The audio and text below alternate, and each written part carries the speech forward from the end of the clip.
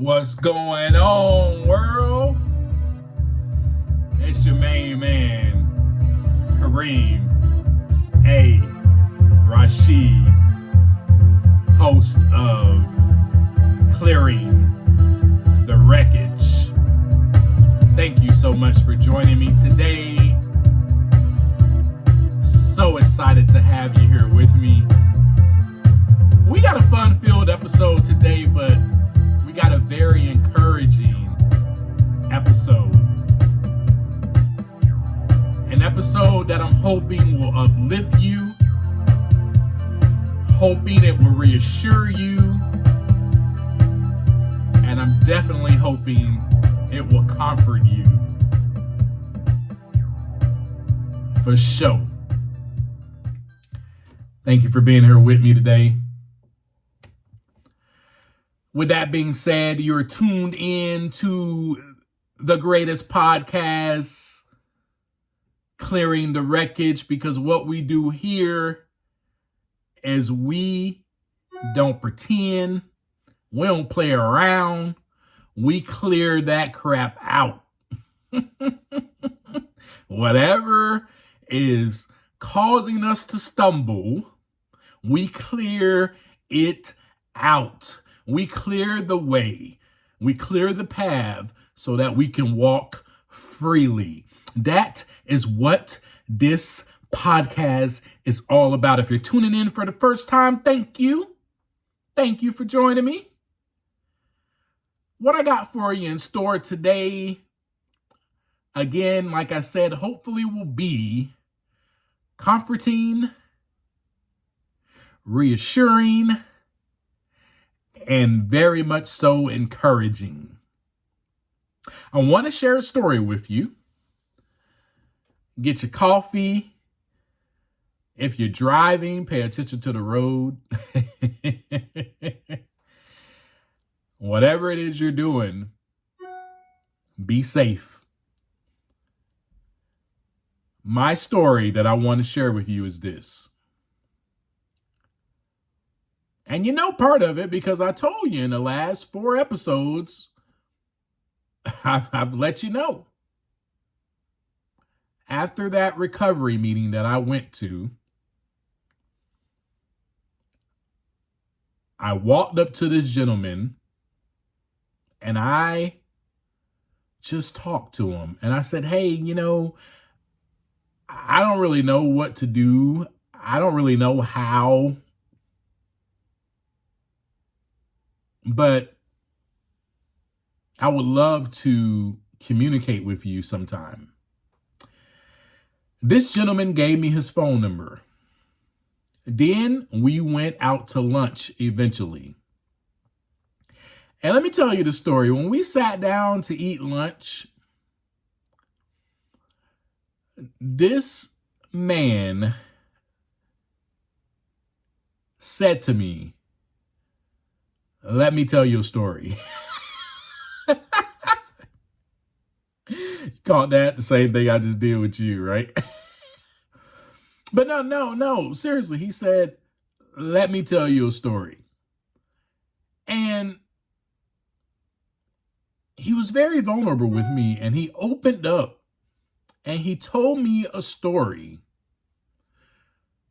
Specifically, he told me his story about himself and about how all of his life he felt alone.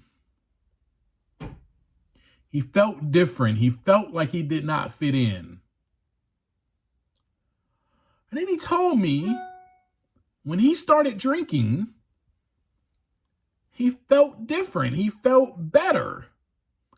He felt as if he fit in. He felt as if he had something to offer. And he continued with that story to tell me how he never thought that he would drink before going to work, but he did. He never thought that he would drink and drive, but he did. He never thought that his wife, his two kids would find out about his drinking, but they did. He thought to himself that he was very good at hiding his alcoholism. He thought that even if someone catches me in the act, they will not understand me. They will not get why I drink. Then he went on to tell me I drink because it makes me feel better.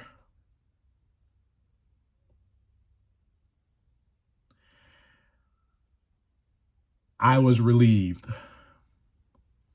After hearing him share, and that obviously he shared a much in-depth, longer story, but I'm not going to share that with you. I felt relieved that, wow, there is someone out there like me. I did not feel alone anymore.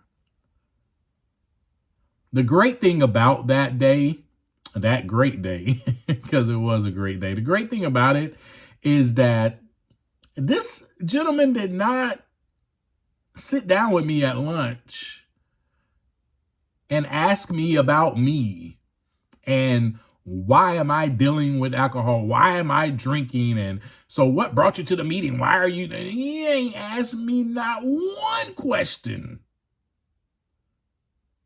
He decided to be vulnerable and real and transparent with me first. Let me tell you the difference that made in my thought process and how I was feeling. My thought process before all of that, even though I went to that recovery meeting, and yes, I did walk up to him and I had a little conversation with him and asked for his phone number. And yes, we did go to lunch. But when I was meeting before lunch, before walking into that building, I had thoughts of nobody understands me. He won't get it. This guy, yeah, he wants to meet me for lunch, but why does he want to meet me for lunch? To criticize me, to ridicule my drinking? I'm afraid. I'm afraid this guy is not going to approve of me. He's not going to like me. I feel like I'm all by myself. I felt that way. I felt that way. After he shared what he shared with me and opened up, the feeling of loneliness started to fade away.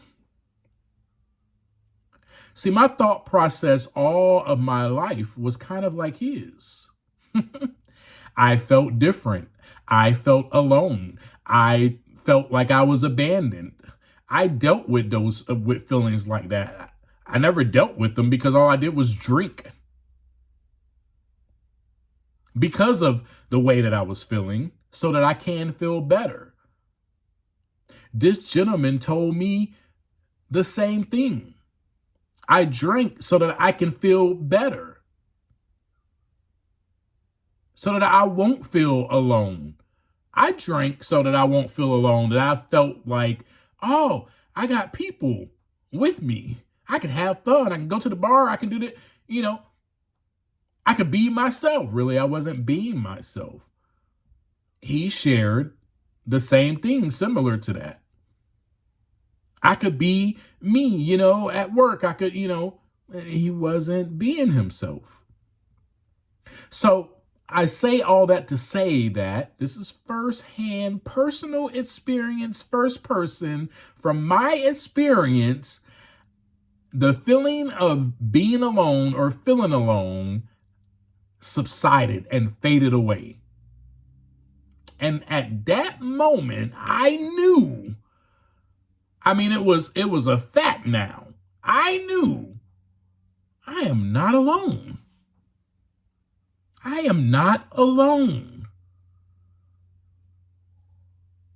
So that's my story, and I'm sticking to it. Why do I share that story with you? Because this episode is based on the fact that we are not alone. You and I, we are not alone. And I know the feeling. I know that the feeling comes. And the feelings come after the thought. The thought was, for me, man, nobody don't get me. Nobody don't understand me. Nobody knows what it is that I go through. Nobody knows what I'm dealing with. Those were the thoughts that I had pretty much all of my life. Nobody loves me. Nobody cares for me. You know why I thought that nobody loved me? Because, and I'm finna get real, real with you. They call me hashtag the real Kareem. I call myself that. They don't call me that. I call myself that. But all my friends know that I'm real. Because I don't pussyfoot around. I keep it real with you. And I'm finna keep it real with you. Here's the deal. I wasn't told as a kid those 3 words that most kids need to hear. I wasn't told, I love you. Nobody said that to me. Can you believe that? I know you're probably listening. You're probably like, what? Nobody said that to you? Nobody said it to me. I'm pretty sure some of you that are listening are like, wow.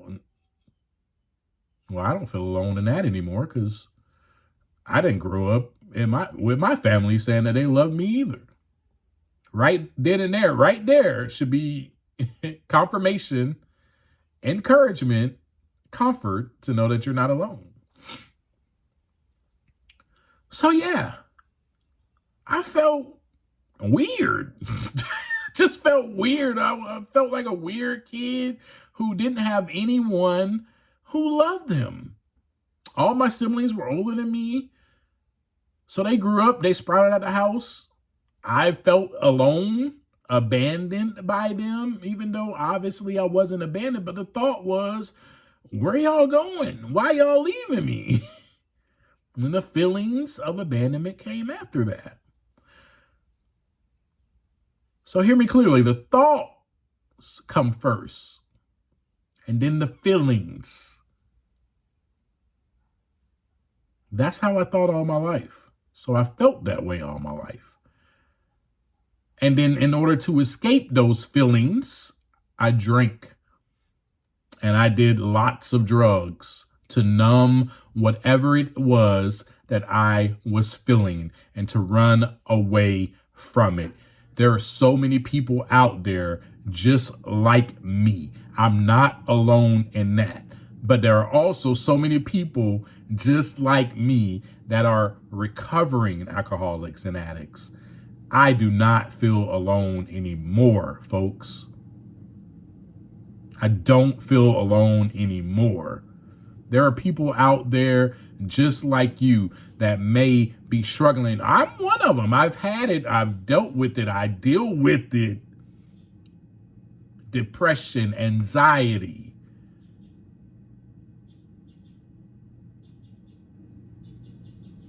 There are other people that deal with those things.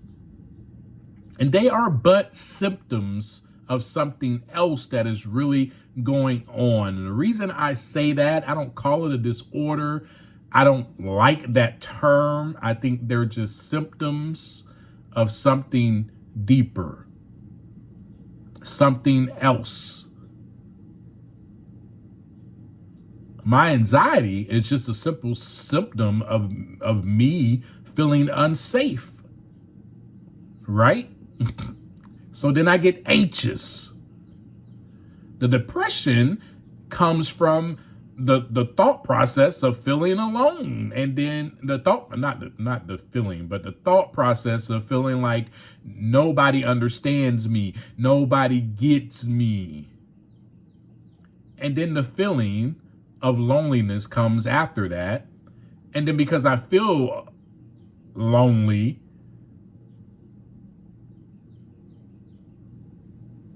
I become alone. I isolate.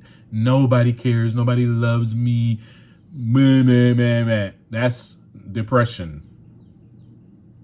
Now, I'm not mimicking anyone that's dealing with that by saying, man, man, man.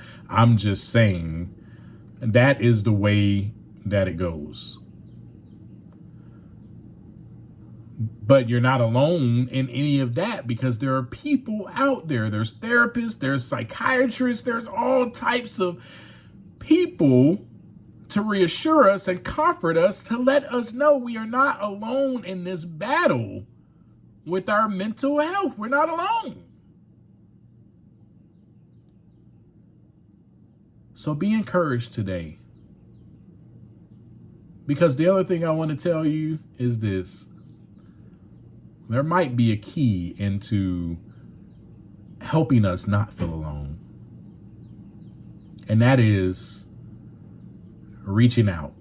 Taking a step forward and reaching out. Taking a step off the ledge like I did. I talked to the gentleman after the meeting. I called him. And then we went to lunch.